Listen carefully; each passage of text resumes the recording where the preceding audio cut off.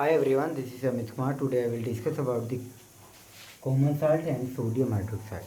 ठीक है, तो सबसे पहले हम पढ़ते हैं सोडियम क्लोराइड के बारे में। देखो, हम घरों में ही सबसे यूज करते हैं नमक। तो नमक का एक्चुअल में जो फॉर्मूला होता है वो है NaCl, जिसको हम कॉमन साल्ट के नाम से जानते हैं। ठीक है, तो sodium chloride is known as common salt. Its main source is sea water, समुद्र के पानी से इसको निकाला जाता है। ठीक है, it is also exist in the form of rock and is called rock salt. तो अगर कभी भी रॉक साल्ट के बारे में अगर लिखने के लिए आपको आता है तो वही आपका क्या होगा, कॉमन साल्ट। ठीक है, अब सोडियम हाइड्रोक्साइड यानी NaOH को हम कैसे प्रिपेयर करते हैं? Prepared by chlor and alkali process, electricity is pass through an aqueous solution of sodium chloride called brine. यानी हमारे पास जो NaCl है, NaCl का जो सॉल्यूशन है उसको हम क्या बोलते हैं? Brine solution. Sodium chloride decomposes to form sodium hydroxide, chlorine gas is form at the anode and hydrogen gas. तो ध्यान रखना, जो आपका क्लोरीन गैस है वो एनोड पर बनेगा और जो आपका हाइड्रोजन गैस है वो कैथोड पर बनेगा। Sodium hydroxide solution is formed near the cathode, और वो जो सोडियम सॉल्यूशन हाइड्रोक्साइड का जो आपका बनेगा वो कैथोड पर मेनली आपका बनेगा। तो स्टूडेंट्स की इसकी नेट रिएक्शन है 2NaCl plus 2H2O arrow 2NaOH plus Cl2 plus H2। ठीक है, तो इसके अंदर आप देख लेते हैं कि कैसे आपका ये बना। तो हमारे पास जो H प्लस है OH माइनस ये वाटर के अंदर प्रेजेंट होता है, और यहाँ पर हमारे Na प्लस और Cl माइनस। तो हमारे पास Na प्लस और OH माइनस तो क्या बना लेगा, NaOH बन जाएगा, और H प्लस और HCl से हमारा HCl बन जाएगा। इसको डिकम्पोज जैसे ही करोगे तो H2 प्लस Cl2 गैस आपकी बाहर निकल जाएगी। तो ये हमारा मेथड होता है जिसको हम बोलते हैं क्लोरो एल्कली प्रोसेस। तो क्लोरो एल्कली प्रोसेस के अंदर हम सोडियम हाइड्रोक्साइड को प्रिपेयर करते हैं with the help of this reaction, जिसके अंदर हम एनोड और कैथोड दो टाइप के इलेक्ट्रोड्स यूज करते हैं। So students, now come to the preparation method of baking soda, washing soda, plaster of Paris. ठीक है, इस तरीके के जो हमारे कंपाउंड्स हैं वो कैसे बनाए जाते हैं रिएक्शन के द्वारा। ठीक है, तो सबसे पहले मैं आपको पढ़ा रहा हूँ यहाँ पर वाशिंग सोडा। वाशिंग सोडा मतलब जो धोने वाला जो सोडा होता है उसको हम वाशिंग सोडा बोलते हैं। तो वाशिंग सोडा के अंदर कुछ स्टेप्स होते हैं जो आपको फॉलो करने हैं। तो जैसे हमारे पास यहाँ पर है NaCl plus H2 plus CO2 and plus NH3। ठीक है, तो स्टूडेंट्स आपका जो प्रोडक्ट बनेगा वो प्रोडक्ट क्या बनेगा वो चीज़ें आपको डिसाइड करना है। तो सबसे पहले मैं आपको बता देता हूँ प्रोडक्ट को इसके अंदर बनाना कैसे। तो आपको जो प्रोडक्ट बनेगा इसके अंदर वो बनेगा NaHCO3 प्लस NH4Cl। लेकिन ये आया कैसे, सबसे इम्पोर्टेंट पॉइंट आपके लिए ये होता है। तो स्टूडेंट, इन दोनों को अगर हम जोड़ दें तो क्या हम H2CO3 लिख सकते हैं इसको, और H2CO3 को अगर हम ब्रेक करेंगे तो H प्लस HCO3 माइनस लिख सकते हैं।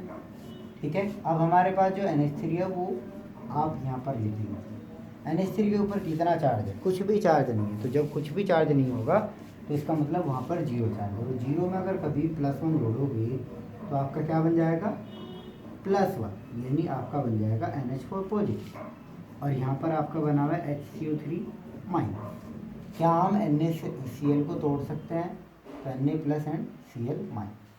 ठीक है, तो यहाँ पर हमारा प्लस है और यहाँ पर हमारा माइनस है। तो क्या ये प्लस इस माइनस के साथ चले जाएगा, और यहाँ पर माइनस है यहाँ पर प्लस है, तो क्या ये माइनस इसके साथ चले जाएगा। तो ये कंबाइंड करके एक फॉर्मूला बना देगा जो होगा NH4Cl एंड NaHCO3। तो पहला स्टेप जो आपका बना वो आपको आई थिंक क्लियर हो चुका होगा।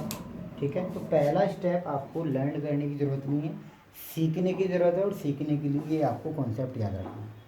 तो कॉन्सेप्ट याद रखने का तरीका क्या है कि आप इनको जोड़ लो, फिर कैटायन एनायन में तोड़ लो, और कैटायन एनायन को एक्सचेंज करोगे तो आपका ये प्रोडक्ट आना स्टार्ट हो जाएगा। ठीक है, तो ये आपका स्टेप फर्स्ट था इसके अंदर। ठीक है, तो स्टेप फर्स्ट आपको समझ में आ भी गया होगा। सेकंड स्टेप हमारा क्या है, ये आप यहाँ से उठा लो जिसका नाम है सोडियम बाइकार्बोनेट। तो सोडियम बाइकार्बोनेट का जैसे डिकम्पोजिशन करोगे तो आपका प्रोडक्ट बनेगा Na2CO3 plus H2 and plus CO। ठीक है, तो देखो स्टूडेंट्स ये कैसे बना है। तो इसको जब आप डिकम्पोज करोगे तो डिकम्पोज करने के बाद ये प्रोडक्ट आपका बन जाएगा। 1 मोल के लिए तो ये बना, और अगर 2 मोल हो गए तो 2 ही आपके Na होंगे, 2 ही आपके H प्लस होंगे और 2 ही आपके CO3 माइनस होंगे। ठीक है, कोई डाउट तो नहीं है यहाँ पे। अब आप स्टूडेंट समझ पा रहे होंगे कि यहाँ पर सोडियम का चार्ज +1 है, CO3 का चार्ज -। इन चार्ज को आप यहाँ पर नीचे की साइड में लिख लीजिए और क्रॉस मल्टीप्लाई कर दो, तो क्रॉस मल्टीप्लाई से बन जाएगा Na2CO3। और वैसे यहाँ पर हाइड्रोजन +1 है और CO3 -2 है, तो मल्टीप्लाई जब करोगे तो बन जाएगा H2CO3। क्या हम H2CO3 को H2O + CO2 लिख सकते हैं? तो H2 + CO2 जब आप इसको लिखोगे तो पहला प्रोडक्ट यानी आपका Na2CO3 बन गया, दूसरा H2CO3 मतलब H2 + CO2 बन जाएगा। ठीक है, तो इस तरीके से आपका ये प्रोडक्ट बनता है जो आपका सेकंड स्टेप है। ठीक है, तो सेकंड स्टेप भी आपको क्लियर हुआ। उसके बाद आपका थर्ड स्टेप, तो थर्ड स्टेप में इसके अंदर आप क्या करते हैं, क्रिस्टलाइजेशन। तो क्रिस्टलाइजेशन कैसे करते हैं वो चीज़ें आप सीख लो।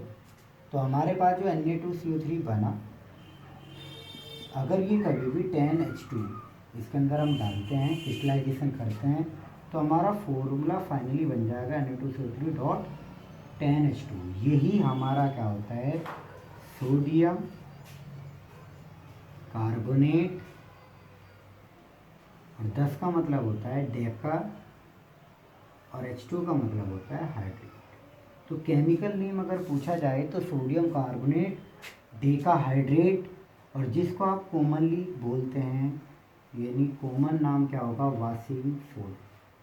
तो ये वाशिंग सोडा आपका बन जाता है इसके ऊपर। इन केस अगर आपको बेकिंग सोडा बनाना है, क्या बनाना है आपको, बेकिंग सोडा, तो एक्चुअल में जो वाशिंग सोडा है वो 3 स्टेप्स में आपका बनता है, जिसके स्टेप्स आपके ये हैं। लेकिन अगर बेकिंग सोडा आपको बनाना है तो जो आपका फर्स्ट स्टेप है वाशिंग सोडा का, वो एज इट इज आप लिख देना, और आपका जो प्रोडक्ट है तो वो प्रोडक्ट आपका क्या बनेगा, NH4Cl और प्लस NaHCO3। एक्चुअली जो NaHCO3 है इसको बोलते हैं हम सोडियम बाइकार्बोनेट या सोडियम हाइड्रोजन कार्बोनेट। इसी का कॉमन नाम क्या होता है, बेकिंग सोडा। बेकिंग का मतलब खाने वाला जो सोडा होता है, उसका ये प्रिपरेशन मेथड है। तो I hope you understand washing soda preparation method and baking soda preparation method. Clear है स्टूडेंट? तो इसका आप स्क्रीनशॉट ले लेना। And now come to the next one which is bleaching powder and plaster of Paris. ठीक है, तो bleaching powder और प्लास्टर ऑफ पेरिस कैसे बनते हैं वो चीज़ें आपके लिए काफ़ी इम्पोर्टेंट है। तो देखो यहाँ पर हमारे पास है ब्लीचिंग पाउडर, नाम तो सुना ही होगा ब्लीचिंग पाउडर, ब्लीच के काम भी आता है ब्लीचिंग पाउडर। तो फॉर्मूला होता है CaOCl2। अब ये फॉर्मूला बनता कैसे, तो जब कभी भी हमारा सिलेक्ट ब्लेंड यानी CaOH Cl2 के साथ रिएक्शन करेगा तो आपका प्रोडक्ट बनता है CaOCl2 प्लस H2। अब हमारे पास H2 भी बन जाएगा। ठीक है, लेकिन स्टूडेंट्स मैक्सिमम स्टूडेंट्स की प्रॉब्लम ये है कि सर ये प्रॉब्लम ये समझ में नहीं आता कि हमारा CaOCl2 कैसे बनता है। तो देखो अगर इसको समझना है तो ये रफ वर्क आप कर देना। ठीक है, तो रफ वर्क जैसे Cl2 है, Cl2 पे यहाँ पर नेट चार्ज कितना है 0, तो नेट चार्ज 0 है तो Cl को 2 टाइम्स ऐसे लिख लो, और नेट चार्ज हमें 0 बैलेंस करना, तो एक प्लस कर दो और एक माइनस। वैसे CaOH है यहाँ पर, इसको भी आप तोड़ दो तो क्या बनेगा, Ca2 positive plus OH minus and plus OH minus. इनमें से एक OH माइनस को ब्रेक कर दो तो O2 minus plus H plus आ जाएगा। ये OH माइनस ही H प्लस के साथ रिएक्शन करेगा तो बन जाएगा HOH, जिसको हम H2O लिख सकते हैं। ठीक है, अब हमारे पास यहाँ पर कैल्शियम और O2 माइनस और साथ में 2 क्लोरीन बचे हुए। हमको पता है कि हमारे पास जो पॉजिटिव चार्ज है वो हमेशा नेगेटिव के साथ रिएक्शन कर सकता है। तो हमारे पास यहाँ पर ऑक्सीजन और Cl जब कंबाइंड हो गए तो यहाँ है -2 और यहाँ पर है +1, तो कितना चार्ज बच जाना चाहिए 2, यानी ये आपका क्या है, इसको ऐसे लिखना -2 और +1, तो चार्ज कितना बच जाएगा -1, तो ये आ जाएगा OCl माइनस, और एक Cl आपका बचा हुआ है। तो जब कभी भी Ca2 इन दोनों के कंबाइन से क्या बना OCl माइनस, और एक Cl माइनस आपका बचा हुआ है, तो जब इसको कंबाइंड करोगे तो बनेगा CaOCl डॉट Cl, जिसको हम कंबाइंडली लिख सकते हैं CaOCl2। तो इस तरीके से आपका ब्लीचिंग पाउडर प्रिपेयर्ड हो जाता है with the help of CaOH plus Cl2, तो ये आपका बन जाएगा। तो CaOH का नाम क्या होगा, कॉमन नाम होता है स्लैक ग्लाइड, और केमिकल नेम क्या होगा कैल्शियम हाइड्रोक्साइड। ठीक है, तो इस तरीके से आपका ब्लीचिंग पाउडर भी बन जाता है। ठीक है, now come to the next point.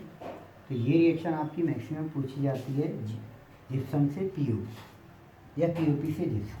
तो एक्चुअल में याद रखना स्टूडेंट CaSO4 डॉट 2H2, आपको क्या करना है, इसका डिकम्पोजिशन करना है, और ये 2 है तो 2/1 कर दोगे तो ये 2 ही रहेगा, लेकिन अगर 2 का रेसिप्रोकल अगर करोगे तो ये 1/2 आ जाता है। तो वैसे आपको फॉर्मूला याद रखना है, CaSO4 डॉट 2H2O का जो कन्वर्ट जोन होगा वो इसके रेफरेंस में करना है। तो 2/1 मतलब 2 और 1/2 का मतलब ये 1/2, यानी इसका रेसिप्रोकल हो जाएगा 2 का, और प्लस जितने भी वाटर मॉलिक्यूल्स हैं वो आपको बाहर निकाल देना, तो वो कितने बच जाएंगे 1:1/2 H2। ठीक है, तो स्टूडेंट्स डिकम्पोजिशन रिएक्शन के अंदर हम पढ़ चुके हैं कि एक प्रोडक्ट से जो आपका एक रिएक्टेंट होगा वो 2 प्रोडक्ट में या मोर देन 2 प्रोडक्ट में स्प्लिट हो जाता है। तो CaSO4 इसको हम क्या बोलते हैं जिप्सम, और ये क्या होगा हमारा प्लास्टर ऑफ पेरिस, जिसको आप शॉर्टकट में POP बोलते हैं। ठीक है, और टेम्परेचर यहाँ पर कितना हुआ 373 केल्विन टेम्परेचर। ये डायरेक्ट रिएक्शन पूछी जाती है जिप्सम से POP या POP से जिप्सम कैसे बनता है, तो आपको ये रिएक्शन फॉलो करनी है और अपना आंसर लिख देना, और आपके फुली मार्क्स उसमें क्वेश्चंस में आ जाएंगे, ये मेरा आपसे वादा है। सो students now completely all factory indicators. ठीक है, तो ऑल फैक्टरी इंडिकेटर्स के बारे में अगर आपसे कोई पूछा जाता है तो आपको सिंपल सा डेफिनेशन याद रखना है, these are those indicators whose order change in acidic और बेसिक मीडियम, यानी वहाँ पर एसिड और बेस मीडियम के अंदर आपका जो ऑर्डर होगा वो चेंज हो जाएगा। जैसे टर्मरिक को अगर देख लीजिए आप, in acids yellow colour of turmeric remains same, acid के अंदर तो आपका सेम होगा, लेकिन in base yellow colour of turmeric turns red, तो बेस के अंदर आपका क्या हो जाएगा रेड। वैसे ओनियन है, smell of onion diminishes in a base remains as it is in acid, तो ये तो आपका दोनों में ही सेम रहता है, लेकिन आपको टर्मरिक स्पेशली याद रखना है, एसिड के अंदर येलो और बेस के अंदर रेड। हेलो स्टूडेंट्स, अगर आपसे कोई डायरेक्टली कलर के बारे में पूछता है तो ये टेबल आपको याद रखना है। इस टेबल के अंदर आपको 4 इंडिकेटर्स दिए हुए हैं, तो इंडिकेटर्स का मीनिंग क्या होता है, जो किसी की सूचना देता हो। ठीक है, तो वो सूचना हमारे यहाँ पे कलर के बेस पर है। तो जैसे जो फिनोल्फ्थालीन इंडिकेटर है वो क्या होगा colourless in acid, but pink colour show करेगा बेस के अंदर। वैसे हमारा जो मिथाइल ऑरेंज होगा अगर उसको हम देखते हैं तो वो उसका कलर चेंज हो जाएगा पिंक एसिड के अंदर, और बेस के अंदर क्या हो जाएगा येलो। तो ये टेबल डिज़ाइन की हुई है इस तरीके से, और मैक्सिमम क्वेश्चन अगर आते हैं तो इसी टेबल से आएंगे। ठीक है, तो वो आप थोड़ा सा लर्न कर लेना। अगर इंडिकेटर आपका लिटमस सॉल्यूशन का है, अगर लिटमस पेपर आप यूज कर रहे हैं तो एसिड के अंदर आपका रेड, ठीक है, और फिर ब्लू कलर आपको शो करेगा, और मिथाइल ऑरेंज आप यूज कर रहे हैं एसिड के अंदर तो पिंक कलर, और बेस के अंदर ऑरेंज। फिनोल्फ्थालीन के अंदर अगर देखते हैं एसिडिक बिहेवियर तो कलरलेस होगा और बेस के अंदर पिंक। वैसे मिथाइल रेड ये एक स्पेशल इंडिकेटर है जो आपको याद रख लेना है। मिथाइल रेड एसिड के अंदर येलो कलर शो करेगा और बेस के अंदर रेड कलर। ठीक है, सो स्टूडेंट्स मेरी आपसे ये रिक्वेस्ट है कि जितना भी मैंने आपको पढ़ाया इसको आप 2-3 टाइम्स जितना भी आपको टाइम मिले उसको रिवाइज कर लेना, और ये वीडियो वहाँ तक पहुँचाना जिन स्टूडेंट्स के पास कोचिंग करने के लिए, ठीक है, या तो साधन नहीं है या फिर पैसा वगैरह की कोई प्रॉब्लम है, तो मेनली आपके लिए मैंने ये चैनल बनाया है। फ्री ऑफ कॉस्ट चैनल है, कोई भी आप इसमें चार्ज पेमेंट नहीं करना है। बस आपको डेली आपको जितना मैं पढ़ा रहा हूँ इतना आपको कर लेना, और आपके 100% मार्क्स साइंस के अंदर आएंगे, ये मेरा आपसे वादा है, ठीक है।